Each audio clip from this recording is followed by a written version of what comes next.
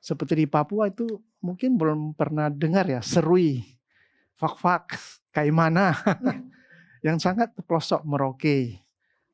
Pesawatnya mungkin harus transit berapa kali. Yang kita jual di dalam store kita, toko kita, bukan barang-barang keinginan, tapi barang-barang kebutuhan.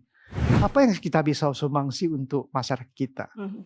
Kita bukan cuma berpikir untuk menghasilkan untuk perusahaan. Kita harus berpikir kembali bagaimana hasil itu kita bisa balikin ke masyarakat.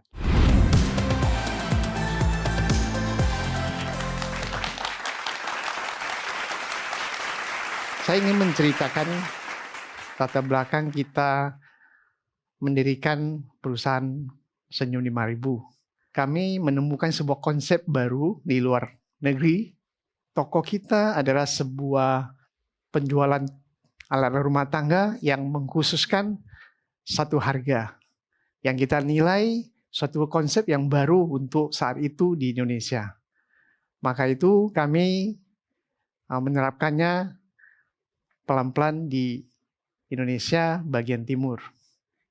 Kenapa kami menyebutkan Senyum 5000? Karena dari pengalaman kami melihat di luar bahwa konsep satu harga pada konsumen itu sangat tersenyum, memudahkan mereka untuk memilih produk peralatan rumah tangga. Sehingga semua yang belanja di satu konsep harga, keluarnya itu dengan senyum. Pada saat itu kami dengan nilai rupiahnya 5.000, jadi namanya Senyum 5000. Sehingga setiap ibu-ibu rumah tangga atau konsumen datang, dia akan tersenyum di Senyum 5000.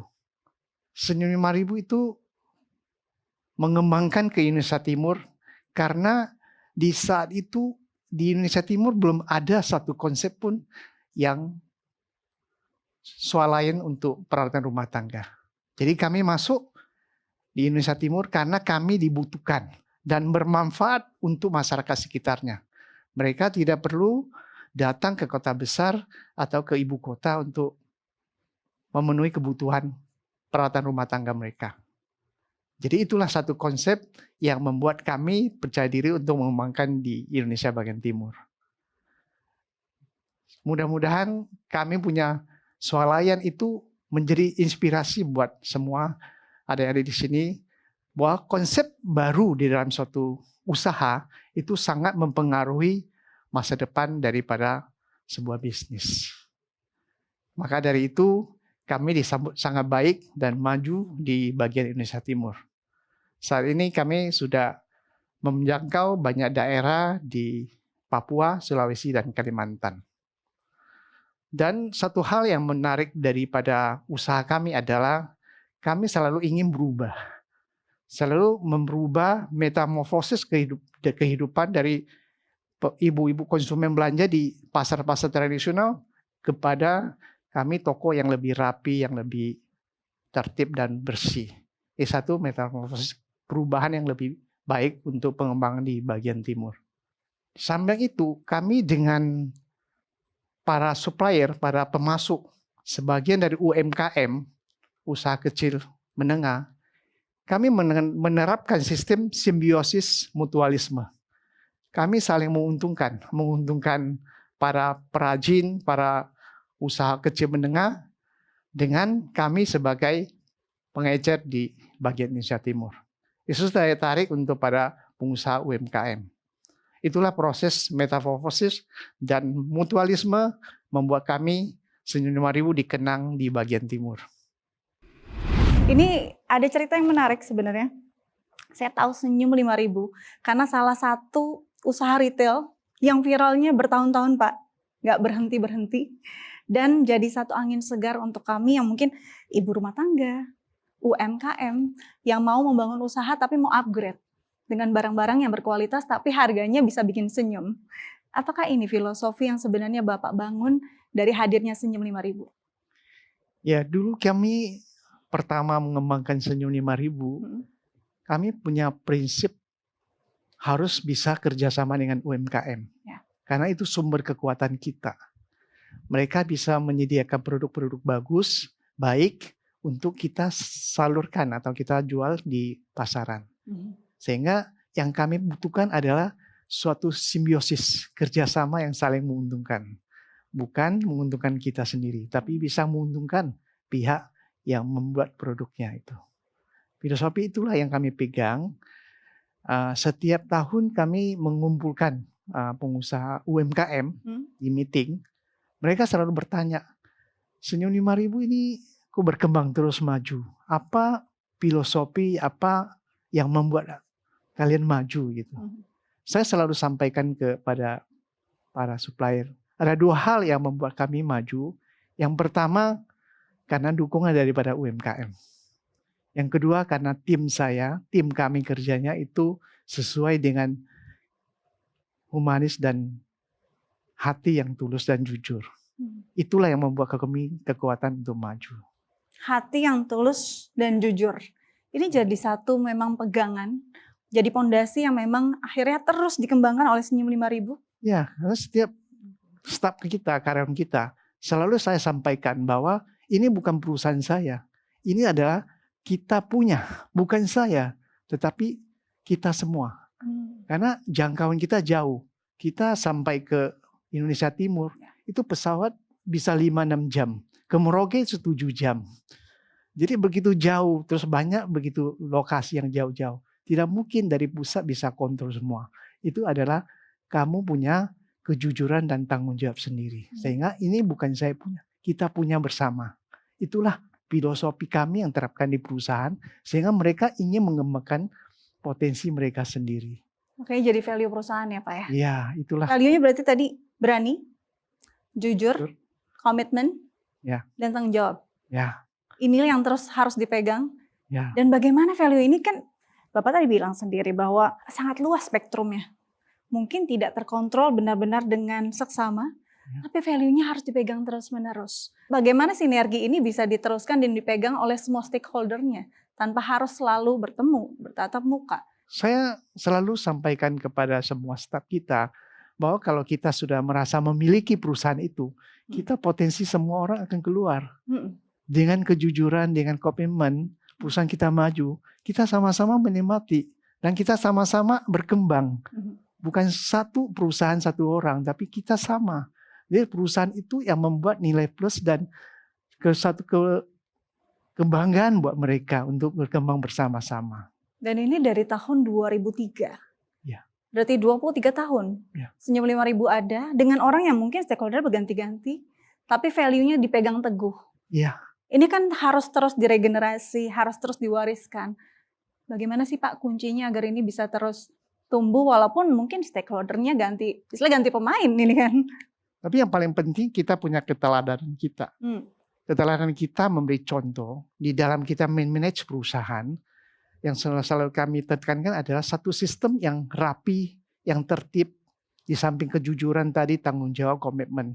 Tapi kita harus ada satu sistem manajemen yang bagus.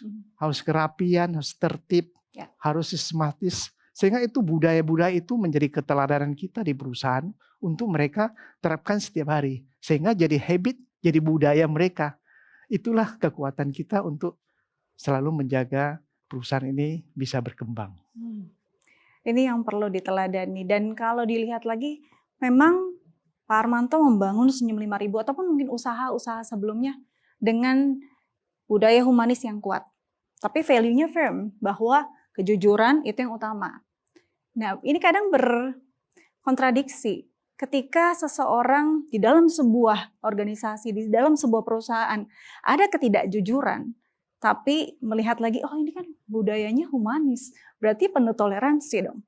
Dalam perusahaan Bapak sendiri, terutama di Senyum 5.000, bagaimana harus menghadapi tantangan-tantangan tersebut ketika menghadapi seseorang atau mungkin bagian dari perusahaan yang harus menodai value yang ada? Kalau kami dari dalam, memang keteladanan kita mencerminkan dan kita punya pengalaman dari manajemen, mereka bisa membaca kemana arah manajemen dengan sistem tanggung jawab, kerapian. Dan untuk keluar, mereka diajarkan bagaimana membuat konsumen itu terlalu tersenyum. Bagaimana konsumen tersenyum? Pelayanan harus bagus, kualitas barang kita jual harus benar-benar meyakinkan, harga kita harus memang menjangkau masyarakat kita. Sehingga value-value itulah yang mereka selalu memberikan impact, masukan ke perusahaan. Dengan keteladanan dari kita semua, mereka pelan-pelan semuanya jadi habit, kebiasaan. Sehingga perubahan pemain apapun sudah kebiasaan. Sudah Sistemnya membudaya. sudah membudaya. Sehingga siapapun ganti, ada yang sudah naik ke atas ataupun ada yang keluar, semua akan ikutin prosedur yang sudah dari baku dari awal sudah berjalan. Pak Harmanto, ini kan dimulai dari Indonesia bagian timur. Bapak tadi sempat menyinggung dari Sulawesi dulu ya Pak ya. Lalu makin ke pinggir sampai ke Sorong. Kebutuhan-kebutuhan ini apakah jadi kebutuhan dasar mereka kah? Apa justru ini memang ada di area tersebut karena permintaannya harusnya ada tapi aksesnya yang tidak mereka punya? Ya kalau 23 tahun lalu untuk produk-produk kayak sekarang yang begitu berkembang untuk Indonesia Timur sangat terbatas. Dan kami di sana hadir dibutuhkan. Sehingga banyak daripada pejabat setempat mengajak kita untuk berkembang di mereka punya kota, mereka punya kabupaten. Dan kita punya rata-rata yang kita masuk itu kota-kota kecil.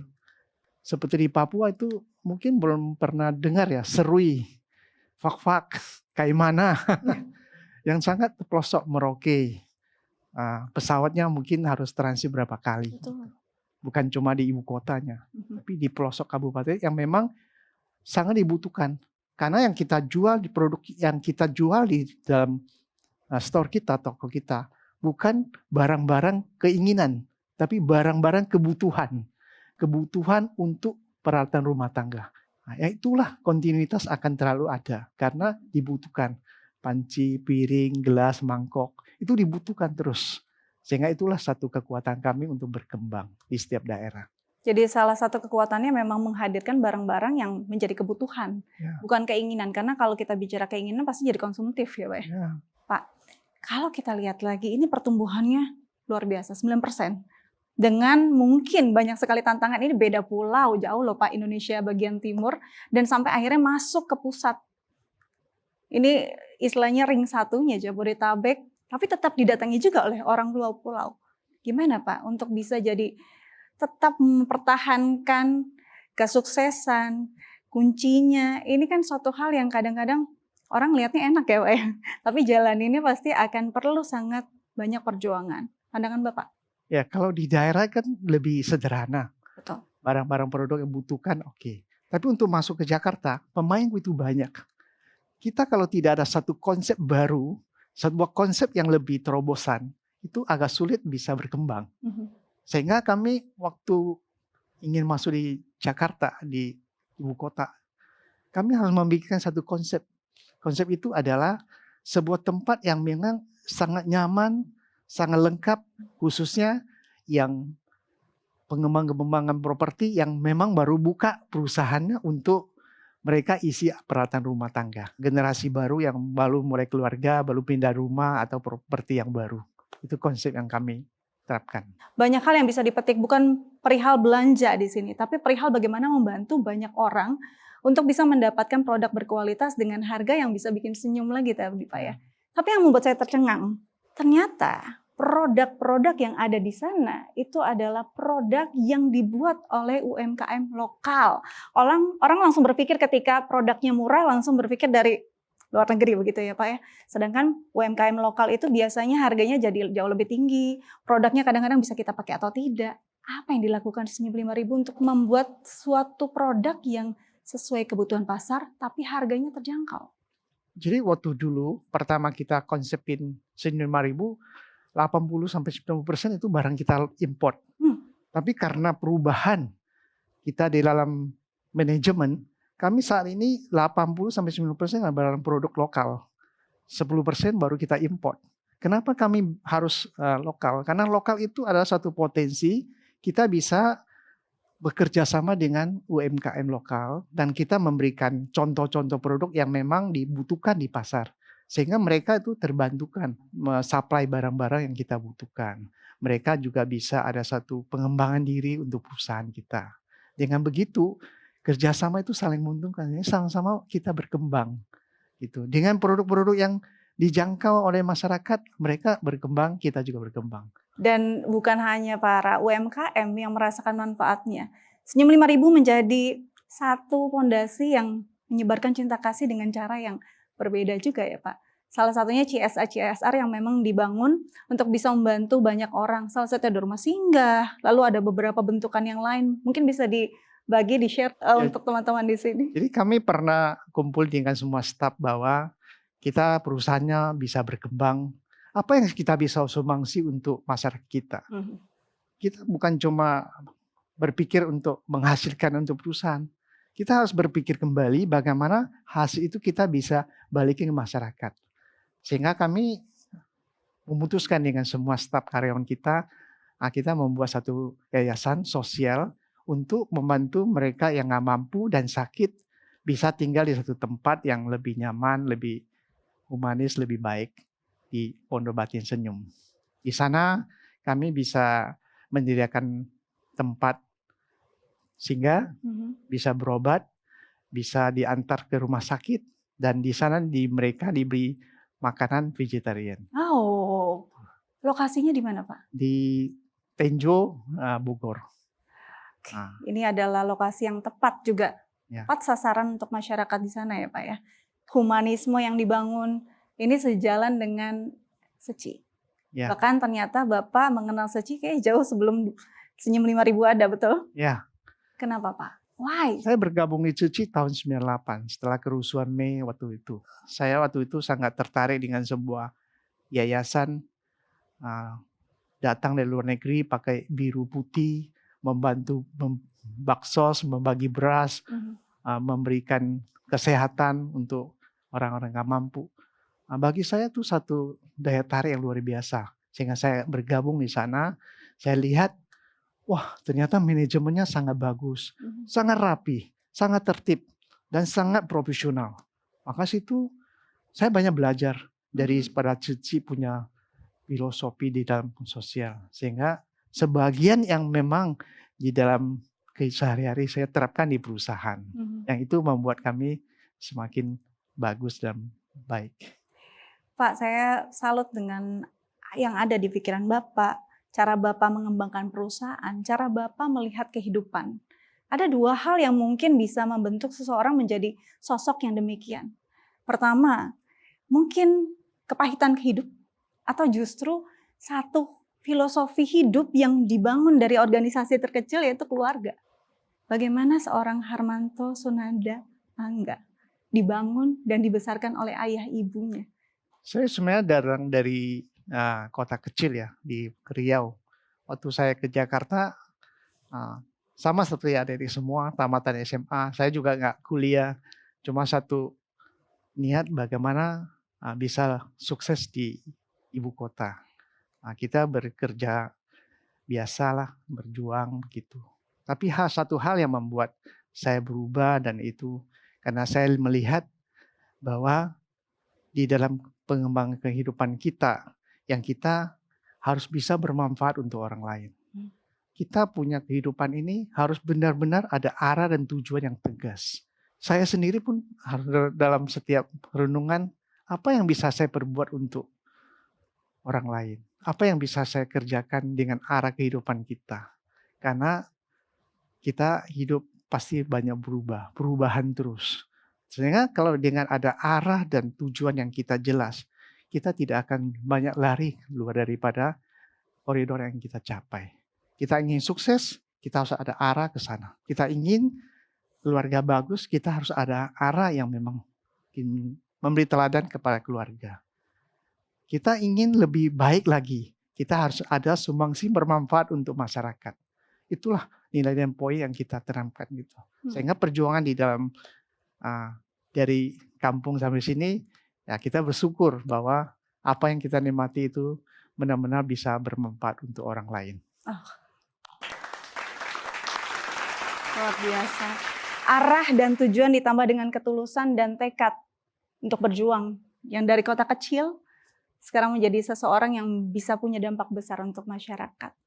Terakhir Pak, Bapak selalu bilang arah dan tujuan harus jelas. Arah dan tujuan Senyum 5000 10 tahun ke depan Pak. Apa yang ingin Bapak lakukan? Impi apa yang ingin Bapak wujudkan? Ya saya sampaikan ke tim kita bahwa kalau kita ingin bertahan dengan Senyum 5000 10 tahun datang atau 20 tahun. Satu hal harus kita selalu pertahankan.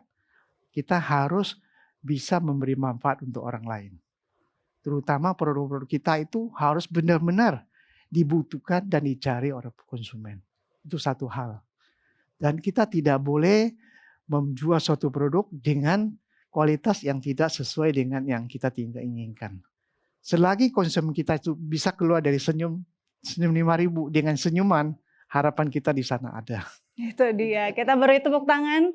Ya. Setelah ini kita akan keluar dari Senyum 5.000 pasti dengan senyuman seperti yang saya lakukan setiap kali berkunjung ke Senyum 5.000. Terima kasih Pak Armanto. Terima kasih. Sudah menjadi dampak yang baik untuk banyak orang. Satu hal yang paling penting yang kita pelajari, apapun tantangan yang bisa dihadapi, lakukan selama ada arah dan tujuannya, ditambah ketulusan, dan bukan hanya mau cuan ya Pak ya. Ya.